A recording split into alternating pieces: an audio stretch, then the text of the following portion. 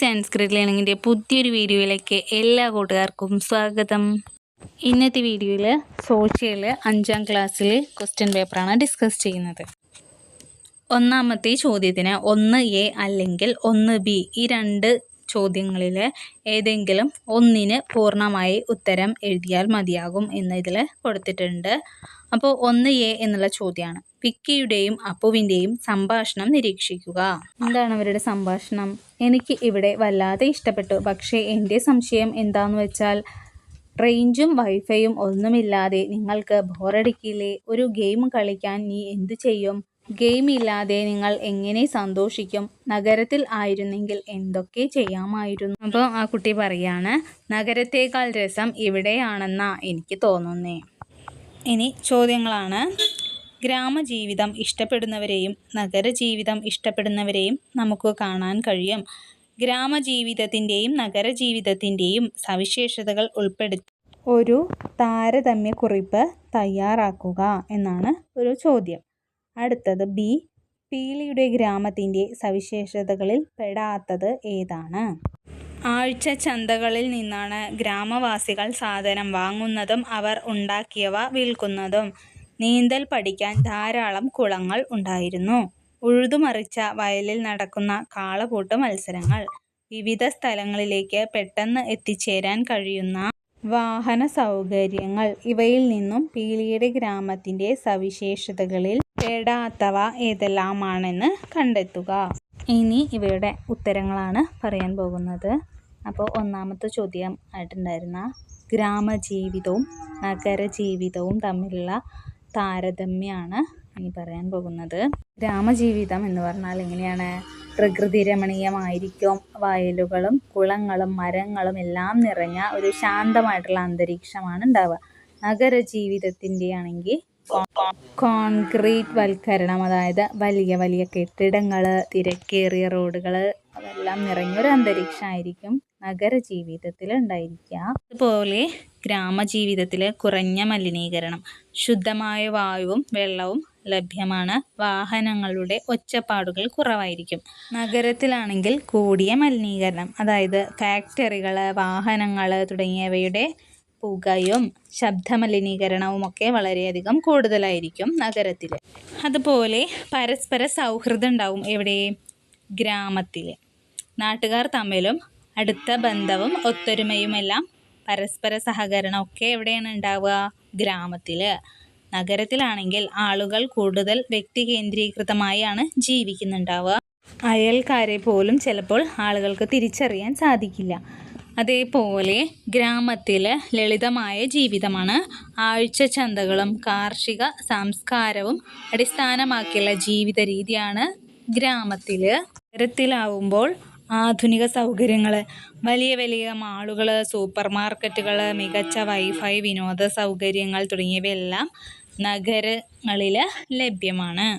ഇനി അടുത്തത് പീലിയുടെ ഗ്രാമത്തിൻ്റെ സവിശേഷതകളിൽ പെടാത്തത് ഏതാണ് എന്നായിരുന്നു ചോദ്യം ഉണ്ടായിരുന്നത്. അതിലെ ഓപ്ഷൻസുകളിൽ ഡി എന്ന ഓപ്ഷനാണ് അതിൻ്റെ ഉത്തരമായി വരുന്നത്. അതായത് വിവിധ സ്ഥലങ്ങളിലേക്ക് പെട്ടെന്ന് എത്തിച്ചേരാൻ കഴിയുന്ന വാഹന സൗകര്യങ്ങൾ എന്നതാണ് ഇതിൽ പീലിയുടെ ഗ്രാമത്തിൻ്റെ സവിശേഷതകളിൽ പെടാത്തത്.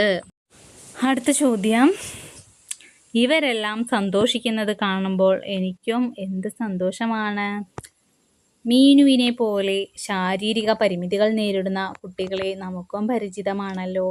ജീവിതത്തിലെ സന്തോഷാനുഭവങ്ങൾ ഓരോരുത്തർക്കും വ്യത്യസ്തമാണ്. കുടുംബത്തിനും സ്കൂളിലും സമൂഹത്തിലും നിങ്ങൾക്ക് കിട്ടിയിട്ടുള്ള സന്തോഷാനുഭവങ്ങൾ പങ്കുവച്ച് ഒരു കുറിപ്പ് തയ്യാറാക്കുക. അടുത്ത ചോദ്യം, പീലിയുടെ ഗ്രാമത്തിൽ നിന്നും കുട്ടികൾക്ക് ലഭിച്ച സന്തോഷാനുഭവങ്ങളിൽ പെടാത്തത് ഏതാണ്? എല്ലാവരും ഒത്തൊരുമയോടെ ജീവിക്കുന്നു. മനോഹരമായ ഭൂപ്രകൃതിയാണ്. വിശാലമായ കളിസ്ഥലം, ഇൻ്റർനെറ്റും വൈഫൈ സൗകര്യവും.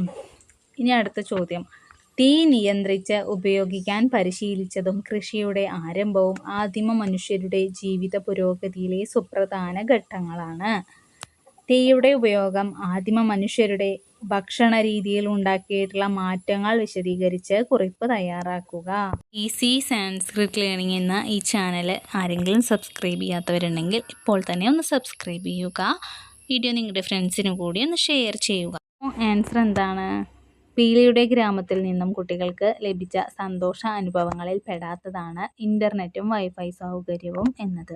ഓപ്ഷൻ എയുടെ ഉത്തരം എന്ന് പറയുന്നത്, അതായത് ശാരീരിക പരിമിതികൾ നേരിടുന്ന കുട്ടികളെ നമുക്ക് പരിചയമുണ്ടല്ലോ എന്ന് പറഞ്ഞു. പിന്നെ ജീവിതത്തിലെ സന്തോഷാനുഭവങ്ങൾ ഓരോരുത്തർക്കും വ്യത്യസ്തമായിരിക്കും. കുടുംബത്തിലും സ്കൂളിലും സമൂഹത്തിലും നിങ്ങൾക്ക് കിട്ടിയിട്ടുള്ള സന്തോഷാനുഭവങ്ങളാണ് പങ്കുവെക്കേണ്ടത്.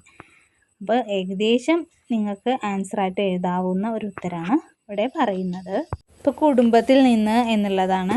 അമ്മയും അച്ഛനും സഹോദരങ്ങളും നൽകുന്ന സ്നേഹമാണ് ഏറ്റവും വലിയ സന്തോഷം. എല്ലാവരും ഒരുമിച്ച് ഭക്ഷണം കഴിക്കുക, വിശേഷങ്ങളൊക്കെ പങ്കുവയ്ക്കുക, കൂട്ടുകാർക്കൊപ്പം കളിക്കുക, പഠിക്കുക, അതുപോലെ സ്കൂളിലെ പ്രവർത്തനങ്ങളിൽ കൂട്ടുകാരോടൊപ്പം പങ്കെടുക്കുക, അധ്യാപകർ നമ്മളെക്കുറിച്ച് പറയുന്ന നല്ല വാക്കുകൾ, അതായത് പുകഴ്ത്തലുകൾ, അതുപോലെ സമൂഹത്തിൽ നിന്നാണെങ്കിൽ വിവിധ തരം ഉത്സവങ്ങൾ, ആഘോഷങ്ങളിലൊക്കെ പങ്കെടുക്കുക, നല്ല നല്ല ആളുകളുമായി നമ്മൾ സംസാരിക്കുന്നതിലൂടെ നമുക്ക് നല്ല കാര്യങ്ങൾ പഠിക്കാൻ കഴിയുക, നല്ല നല്ല നന്മകളൊക്കെ നമ്മൾ ചെയ്യുക, മറ്റുള്ളവരെ സഹായിക്കുക തുടങ്ങിയവയൊക്കെ ഇതിൻ്റെ ആൻസറായിട്ട് എഴുതാൻ കഴിയും. ഇനി അടുത്ത ചോദ്യത്തിൻ്റെ ഉത്തരം. തീയുടെ ഉപയോഗം ആദിമ മനുഷ്യരുടെ ഭക്ഷണ രീതിയിൽ ഉണ്ടാക്കിയിട്ടുള്ള മാറ്റങ്ങൾ എന്തൊക്കെയാണ്? വേവിച്ച് ഭക്ഷണം കഴിക്കാൻ തുടങ്ങി. അതുവരെ എങ്ങനെയായിരുന്നു? മൃഗങ്ങളുടെ പച്ചയായിട്ടുള്ള മാംസവും കിഴങ്ങുകളും ഒക്കെ കഴിച്ചിരുന്ന മനുഷ്യർ തീയുടെ സഹായത്താൽ ഭക്ഷണം വേവിച്ച് കഴിക്കാൻ തുടങ്ങി. അതുപോലെ വളരെ രുചിയും മൃദുത്വവുമുള്ള ഭക്ഷണം അവർ കഴിച്ചു തുടങ്ങി. അതായത് വേവിച്ച മാംസവും മറ്റ് ഭക്ഷണ പദാർത്ഥങ്ങളൊക്കെ കൂടുതൽ രുചികരവും മൃദുവുമുള്ളതായി മാറി. ഇങ്ങനെ വേവിച്ച് കഴിക്കുമ്പോൾ. അതുപോലെ ചവച്ചരച്ച് കഴിക്കുക എന്നുള്ളത് കൂടുതൽ ഭക്ഷണം കഴിക്കാൻ എളുപ്പമുള്ളൊരു പ്രക്രിയയായി മാറി. അതുപോലെ തന്നെ ഭക്ഷണം വേഗം എളുപ്പത്തിൽ ദഹിക്കാനും തുടങ്ങി. ഭക്ഷണം വേവിച്ച് കഴിക്കുക വഴി വളരെ എളുപ്പത്തിൽ ദഹന പ്രക്രിയ നടക്കുന്നുണ്ട്. അതായത് മുമ്പ് അവർ പച്ച മാംസമായിരുന്നു കഴിക്കുന്നുണ്ടായിരുന്നത്. പച്ച മാംസം കഴിക്കുന്നതിനേക്കാൾ വേവിച്ച ഭക്ഷണം കഴിക്കുന്നത് വഴി ദഹനം വളരെ സുഗമമായി മാറുകയും ആരോഗ്യം മെച്ചപ്പെടുകയും എല്ലാം ചെയ്തു. അതുപോലെ ഭക്ഷണം സൂക്ഷിച്ചു വയ്ക്കുക. വേവിച്ചതും ചുട്ടെടുത്തതുമായ മാംസം കൂടുതൽ ദിവസങ്ങൾ കേടുകൂടാതെ സൂക്ഷിച്ചു വയ്ക്കാൻ സാധിച്ചു.